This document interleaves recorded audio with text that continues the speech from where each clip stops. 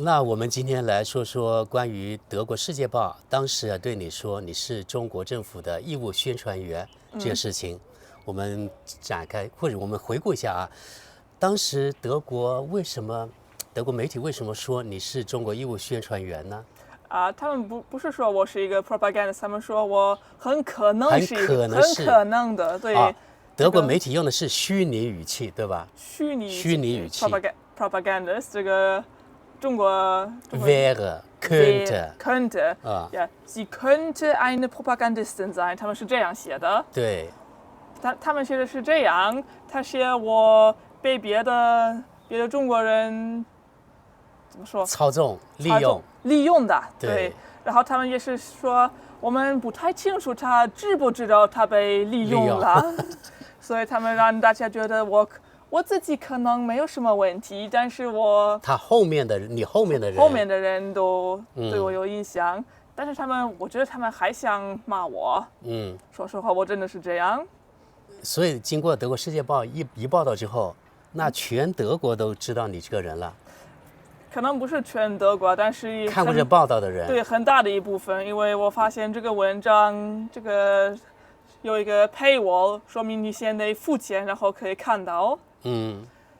但是是付费文章吗？付费文章，我都忘了是付费文章。是的。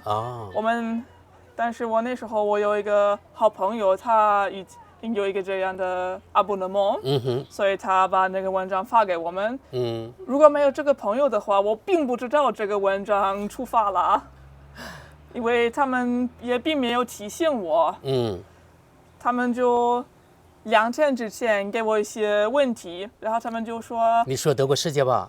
对，德国《世界》在发布这个文章之前2天，对，2天发给我很多很多的问题，也问我你们能不能确认一下。哎呦，然后那时候我不知道他们还把文章有预谋的啊。对，因为我那时候大概是1个半2个月，我都什么都没听到了。然后突然给我发一个电子邮件，然后他们就说到明天或是后天，我们需要你的答案。然后我告诉他，哎呀，怎么这么突然？我现在有考试，这个来不及。然后我问他们，你们能不能耽误一下？拒绝了。然后我就什么都没回答。那时候我觉得，因为我不给他我的同意，没有确认什么，我觉得他们可能，如果他们真的把那种文章发出了，他们可能不能提我。但是我错了。很错了。但是这个他们也告诉我，他们在文章里面说，哎呀，我这个人我写很多怀疑的事情，哎呀，我们这个日报我们很想知道更多，但是他拒绝我们的。那后面肯定有隐情这个意思。你隐瞒了什么东西，他怀疑，对吧？对。所以我一看这个文章，我就觉得，哎呀，这种记者怎么这么坏？但是最大的问题真的是，他们根据法律，他们可能没有做太多的错误。对，因为他用了虚拟语气 wäre könnte， 他可能是对，猜测，只是一种猜测。对，他们只是不能 quote。因为其实他们发给我这种问题，我就马上发现他们对我有怀疑，有敌意，有怀疑，怀疑。因为我发现他们给我一些句子，这个句子根据他们来说，这个是我说的。然后他们问我，你能不能帮我确认你的确说了这句话？然后一句话是，这个怎么翻译？我说德语。OK。Meiner Meinung nach sind die Konzentrationslager in Xinjiang alles Propaganda und das sind einfach nur Schulen. 我从来没有说这句话。但是他们让我说这个是不是你说的，对不对？然后我觉得这是坏蛋啊！这些坏蛋。对，我真的是这样想的。我就说你们怎么这么不要脸？那时候其实我对社交媒体没有什么大的考虑了。我只是那时候我多大了？20岁。我就是为了表示我自己的看法而用社交媒体。我那时候没有赚钱，没有印象的那种看法，我就是for fun。然后我觉得就好玩。这个是德国最大的媒体，然后他们利用一个20岁的女人女孩，然后我真的觉得，哎呀，这种人真的很坏了，非常无耻，对，非常厚颜无耻之人。你用的词很不错，确实是厚颜无耻啊。对。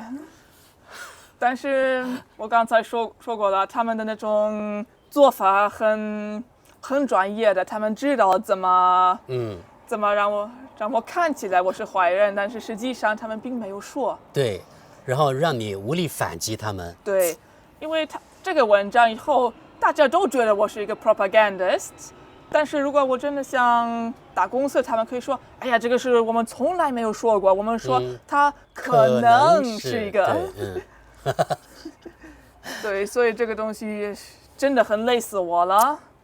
不过，经过这件事情之后，你成长了。对，那时候发生这个事情以后，我对德国媒体真的没有好印象，不再相信了，对吧？对，那时候我对记者也有一些不好的感觉。不过我也应该感谢很多别的媒体的记者，他们也帮我一个很大的忙。所以比如说，很多这个我忘了怎么说 .news 这个是一个香港的新闻也有那时候观察者网也帮助我，也有一些俄罗斯的媒体，所以这个我非常非常感谢。当时这个文章刊出之后，你的家庭是怎么看的？比如说你爸爸妈妈还有你的朋友啊，他们一开始没看到了但是因为那时候我想打官司，我也给警察告诉这种事情。对。而且那时候我不小心的，我给我父母的地址，然后我父母一天收到了一个对我的警察的信。所以我妈一看到，她就着急。对，所以那时候我没有别的办法告诉她，然后我妈就疯狂了。你妈妈疯狂了？对，她就是说：“哎呀，这个太危险了，你在干什么你？”然后我给她讲道理，我告诉她她是怎么样的，她就放心了。她还能理解，但是她真的。拜托我不要继续讨论政治。这个我还在讨论，但是为了让我父母放松一下，我对政治有点放松。不能太 aggressive。如果还是这样做，我父母可能太担心了，我不想让他们太担心。那你的朋友啊，他们也知道这回事情之后，他们怎么反应？我朋友们也知道，能够理解你吗？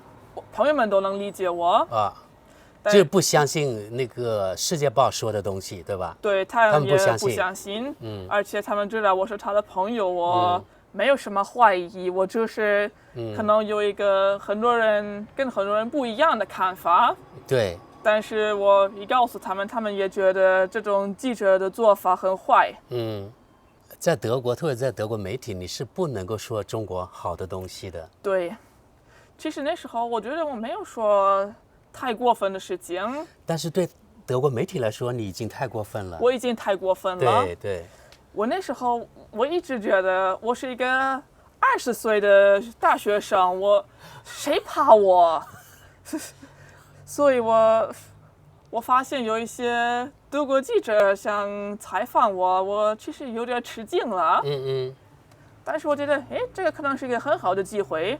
因为那时候那个记者他说，哎呀，我们现在写一个文章，这个文章是关于在德国媒体怎么表示中国。然后我觉得，好像可以。那时候我不知道他有什么怀疑。然后我跟他采访的时候，我觉得，这个记者好像还是讲道理。然后我发现他多么坏了。然后我觉得，哎呀，他当然是这样做的。如果他一开始很过分，我就怀疑他。所以他利用了你的善意。对，真的是这样。这个事情真的对我都有一个很大的影响。那他们怎么知道？比如说你丈夫在什么地方？他好像这个媒体也说了你丈夫的情况。对，因为以前我们不小心，我们两个都用 Facebook， 然后在 Facebook 上可以写你跟谁有关系。然后我们不小心，我们在 Facebook 写我们互相交往。然后那时候有一些在 Twitter 上的 account，他们就写一个很大的议论，然后就说我是跟一个怎么说？我的丈夫的爸爸是一个军人，对，然后说他遇到共产党的影响，然后他也影响我，所以他们议论。他们全都的议论是垃圾。好，我没有完全记得这个文章了，好像这不是文章，这个是一个在 Twitter 上很小的 account， 但是这个 account 这个人好像这个媒体是他的工作。然后我也发现他的做法，你可以看出他是撒谎了。比如说，他也说我老公是一个纳粹，因为我老公在 Facebook 上讨论一个在蒙古的纳粹，这个是一个从 The Guardian 的新闻，然后他就说他多么讨厌这种人，他多么讨厌纳粹。不过这个人，做这个议论的人，他写一个 analysis 分析好，然后他只是表示我老公发布的一个照片，这个是那个 Twitter，他并没有说我老公的看法，然后他就说，嘿，你看看这个海文娜的老公分享跟纳粹有关系的照片，然后那时候我当然告诉他，哎呀，这个是一个他分享的文章，然后他说他多么反对纳粹，然后这个人就利用这个机会说，哎呀，海文娜他就自己说她的老公分享根据纳粹的照片。She admitted her husband posted Nazi-related pictures. This is just a small account, not spending more spending time. 不好，ja, aber das soll halt zeigen, dass es wirklich sehr viele Leute gibt, die wirklich versessen sind. Und ja, ich wusste damals nicht viel. 我那时候我不太知道网络上的那种那么黑暗，对，不知道那么黑暗，而且我不知道怎么管理这种人，所以我就跟他吵架。不过我以后发现，哎呀，这个 don't feed the trolls， 这个很对的，这种人不应该理。是，不过我的担心就是这种人，他们还是很多愚蠢的粉丝，他们就马上来到我的 account 打击我，然后我一直担心，哎呀，如果这种打击我的人太多了，就会影响我的粉丝。到现在我觉得这样做法很不好，我做的也很不对，这种人就要拉黑他们，或者把这种评论删掉，或者直接无视他们，对，也可能不理他们，就当着他们是空气一样。对，我在这些年我学会了很多东西，然后我也发现我以前的做法可能不太合适，但是 hinterher ist man ja immer schlauer。呀。还有就是，我认为啊，当时德国《世界报》还专门提到了你丈夫，说他可能是中国的间谍。对，好像这样说过。对，他们说他也可能是间谍。这个是 GR 和青岛想做一个 city partnership，姐妹城市。然后那时候有一个从 GR 大学的一个学生还是老师，然后这个人说，哎呀，这个活动其实很不好，可能有间谍，然后为了证明可能有些间谍，他们就说我的老公他们就说我们在 GR 大学有一个中国人，他学完他的 PhD，他就回德国去中国海洋大学。这个很可疑。他是这样写的。其实他不应该这样写，他不应该说他的名字。不过，我们已经太忙了，也这个东西都对我们没有影响，没有太大的影响。话说了，基尔有什么秘密可言？基尔没有什么。德国的海军也不强啊。对，你根据这样的，你跟什么国家都不能合作。对呀。什么国家可能有间谍？而且你到基尔的时候，在基尔你可以进入一个U-boat submarine。这个中文叫什么？潜艇。潜艇。对。潜水的潜。对，潜艇。你就花一些钱，然后你可以进去看看。什么都看见了啊。什么都看见了，这样你不需要间谍。如果那个 espionage 就是你的目的，你可以就随便让一些人走。很容易，对对，很容易。所以我真的觉得，但是媒体它是带风向的。对，也可能是。narrative。对，也可能是因为很多德国人对中国的印象不太好。对啊，一说是间谍，德国人会相信啊。对，可能还有很多德国人相信，所以为了不让这种德国人生气，因为这种德国人也，they're voting for those people。他们就需要说他们的话。他们有选票。对对。这么说有选票，对。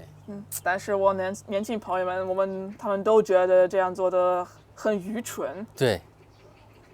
因为这样，什么国家可能有间谍？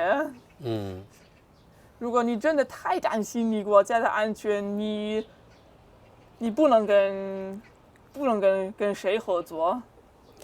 说到间谍，说到怎么样啊？其实呢，你也知道，德国的前总理默克尔，他的手机被哪个国家监听的？对对对，是吧？对，但是我不知道为什么现在好像没有人在管这种事情。现在大家都注意以色列的那种战斗。所以很多人现在有很多事情想注意。那我们就到这里了，非常感谢啊。好嘞，我说的还可以吗？可以，非常好，拜拜。